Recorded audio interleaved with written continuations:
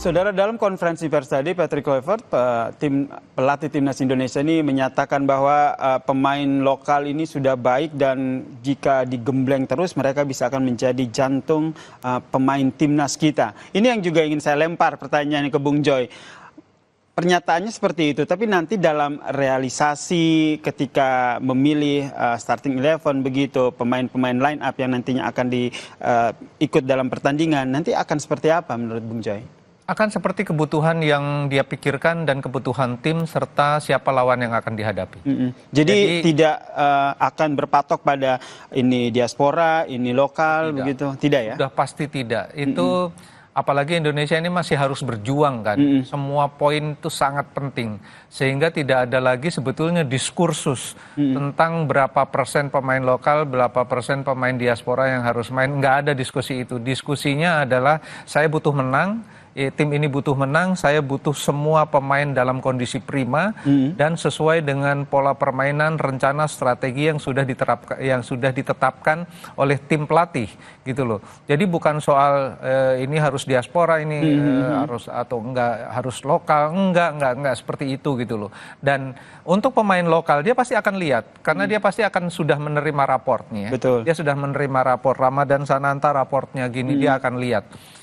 Marcelino Ferdinand dia sudah lihat beberapa rekaman, tapi yang dia belum lihat secara fisik langsung dia akan lihat. Ya, kalau raportnya bilang A, faktanya bilang B, dia akan pertimbangkan lagi. Itu belum cukup karena setelah dia lihat raport, setelah dia lihat fakta, dia akan bilang cocok nggak sama pola permainan kita. Dia akan ngomong ke Denny Lansat, cocok nggak sama kita, cocok nggak sama kita, Pastor. Dia akan tanya juga gitu loh. Kan normalnya begitu ya kan. Kalau misalnya ini pemain oke, sebetulnya rapotnya oke, faktanya oke, tapi tidak cocok dengan pola permainan kita. Kan bisa jadi seperti itu gitu loh. Jadi sangat tergantung pada kepentingan tim. Apalagi melawan Australia, melawan Bahrain, melawan Cina butuh poin semuanya. Gitu ya. Jadi nggak ada istilah ini harus diisi pemain lokal atau pemain diaspora, nggak ada diskusi itu. Diskusinya kebutuhan tim. Diskusinya kebutuhan, sehingga menurut Bung Joy sendiri, Patrick Kluivert sendiri sudah punya data yang lengkap begitu ya dari sudah punya pasti dalam beberapa hari kemarin sudah disupport data. Coach Nova pasti punya, Indra Safri punya, Sekjen pasti punya juga kan data-data pemain yang ada di dalam konstruksinya. Sintayong kan semua udah ada datanya gitu loh. Bahkan data analisanya pun juga sudah ada. Pada setiap posisi dia pegang bola di mana, dia salah passing di posisi apa dan segala macam semua udah ada. Strategi sudah punya begitu kan, semua data juga sudah ada. Tapi biasanya pelatih itu kan juga memerankan feelingnya itu akan seperti apa nanti dimainkan ataupun di feelingnya Patrick Kluivert ini berperan sejauh mana dalam menyusun tim nanti? Ya terutama feeling akan sangat dominan menurut saya karena kan dia belum pernah ketemu secara fisik, dia pasti udah lihat lah rekaman-rekamannya, dia udah lihat, dia udah pelajari juga, dia udah duduk bareng bersama Pastor dan Lansat untuk mempelajari, oh ini formasinya begini, posisi si Asnawi di sini, Jai di situ. Gimana dievaluasi juga sama mereka kan, membandingkan dengan evaluasi yang sudah ada oleh tim evaluasinya Sintayong gitu loh. Jadi itu yang akan jadi bekal juga, tapi kan dia harus lihat dalam kondisi latihan sebenarnya dan itu yang akan terjadi pada H-7 sebelum tanggal 20 Maret. Itu yang menjadi H-7 itu ya. Itu yang menjadi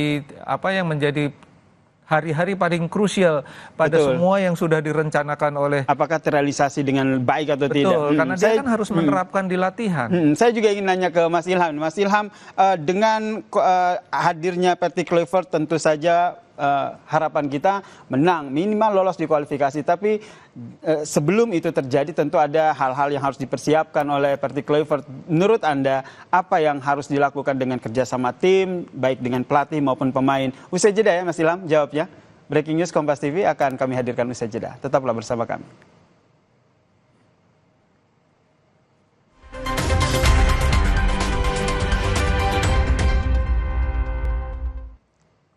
Saya ingin bertanya ke Mas Ilham. Mas Ilham masih bergabung bersama kami di Breaking News Kompas TV.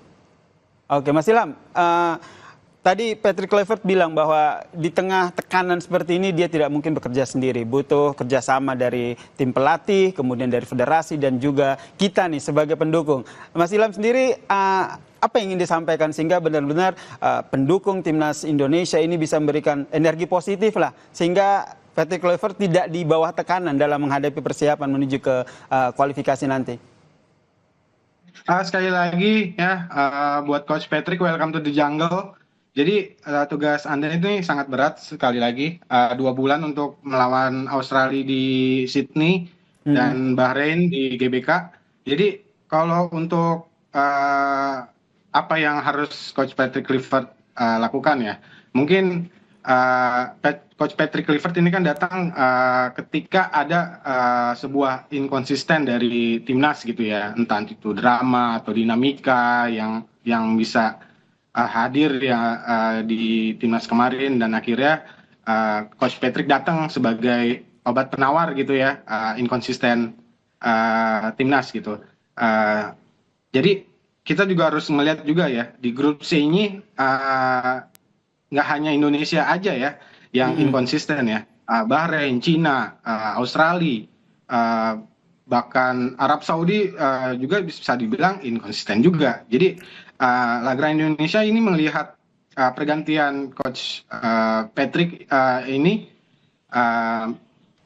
karena federasi ingin memanfaatkan mungkin ya inkonsisten dari negara-negara lain di grup C ini ya. Jadi kami melihatnya seperti itu. Jadi kalau untuk Coach Patrick mungkin komunikasi ya, karena mungkin salah satu isu utamanya mundurnya Coach Sintayong gitu ya, digantinya Coach Sintayong itu karena salah satunya ya komunikasi, dan komunikasi itu berujung kepada taktik dan starting 11 gitu kan. Jadi kalau bisa sih dari kacamata supporter terlebih itunya dulu ya dibenahi, dan jangan khawatir untuk Coach Patrick Kluivert dan timnas, kita bakal all out juga untuk kalian 4 pertandingan. Teman-teman juga di Australia itu sudah menyambut kita nih yang dari Indonesia, kurang lebih ada 2.000 sampai 3.000 teman-teman dari Indonesia juga akan hadir di Sydney, dan Bahrain juga nanti kita akan tunggukan juga untuk meneror ya istilahnya kepada pemain Bahrain, begitu pula dengan Tiongkok, dan mudah-mudahan tentu saja Indonesia lolos kualifikasi ya. Ini harapan kita semua nih Mas Ilham, karena semua perbincangan kita tentu bermuara pada ya mau nggak mau harus menang ataupun lolos di kualifikasi Piala Dunia 2026. Targetnya tadi cukup realistis ya, Bung Joy tadi bisa minimal dapat 4 poin pada saat lawan Australia maupun Bahrain. Lanjut ke pertanyaan saya sebelumnya, bagaimana seorang Patrick Kluivert akhirnya memerankan atau memposisikan feeling dia sebagai pelatih dalam menyusun pemain timnas kita? Ya, dengan posisi dia sekarang masuk di tengah-tengah tim yang dalam tanda kutip sudah jadi, dia belum pernah bersentuhan langsung secara utuh dengan tim, yang dia lihat hanya rekaman-rekaman, pasti feelingnya yang jalan, udah pasti itu gitu loh. Jadi bukan perhitungan dia secara pengalaman setelah bersentuhan, berdialog dan dalam situasi pertandingan, dalam situasi latihan. Jadi ya pasti feelingnya yang jalan. Oleh sebab itu saya yakin betul juga bahwa semua data yang dia sudah dapat, semua rekaman yang dia sudah dapat, dia sudah diskusikan dengan Lansat, dengan Alex Pastor, kemudian dia membuat satu ramuan dalam ramuan strategi pada apa yang sudah mereka lihat. Apakah nanti itu strateginya yang dirancang sekarang akan sama dengan yang nanti menjelang lawan Australia? Nobody knows. Betul. Karena dia belum bertemu pemain-pemain ini secara langsung, belum pernah ngomong sama Marcelino Ferdinand. Marcelino kalau saya suruh A, dia akan jalankan A atau B, kan dia belum tahu. Betul, sehingga tadi yang menjadi yang digarisbawahi oleh Bung Joy adalah harus segera ketemu langsung dengan para pemain ya. Itu dia yang saya pertanyakan sejak awal adalah dengan 2,5 bulan yang kelihatannya panjang, tapi sebetulnya praktis itu hanya ada 4 atau 5 hari untuk bertemu langsung tim secara utuh. Ya, tim pelatih, kitman, pemain semuanya, pelatih kiper semuanya kan perlu ketemu secara utuh kan cuma 4 atau 5 hari. Nah ini yang akan sangat menentukan pada tanggal 20. Kalau katakanlah kalah melawan Australia. Jangan dong. Katakanlah. Oke. Jadi itu belum putus itu. Belum akhir dunia belum. Lawan Bahrain sebetulnya penentuannya. Oke. Lawan Bahrain, lawan Australia minimal dapat 4 poin. Ini nanti yang ingin saya tanyakan adalah sebenarnya bagaimana sistematik ataupun timeline yang nantinya akan dilakukan oleh Patrick Kluivert sehingga kita juga sebagai supporter timnas ini tahu, oh ternyata ini ya cara dari Patrick Kluivert dalam menyusun timnas Indonesia ini. Usai jeda ya, Bung Joy. Tetaplah bersama kami di Breaking News Kompas TV. Oke, ini Bung Joy tadi target minimal dari Patrick Kluivert tadi minimal dapat 4 poin lawan Australia dan juga Bahrain. Tapi kalau kita lihat timelinenya di tengah waktu yang terbatas, menurut Bung Joy apa yang step by step yang dilakukan oleh Patrick Kluivert? Ya kalau step by stepnya udah pasti dia harus komunikasi, dia harus menjelaskan semua programnya nggak perlu kepada federasi, kepada pemain dan menjelaskan peran-perannya. Saya sudah punya rencana sementara terhadap si A, si B, si C. Dia akan bilang pada Jai, kamu akan tetap bermain di posisimu dengan tugas tambahan A, B, C, D.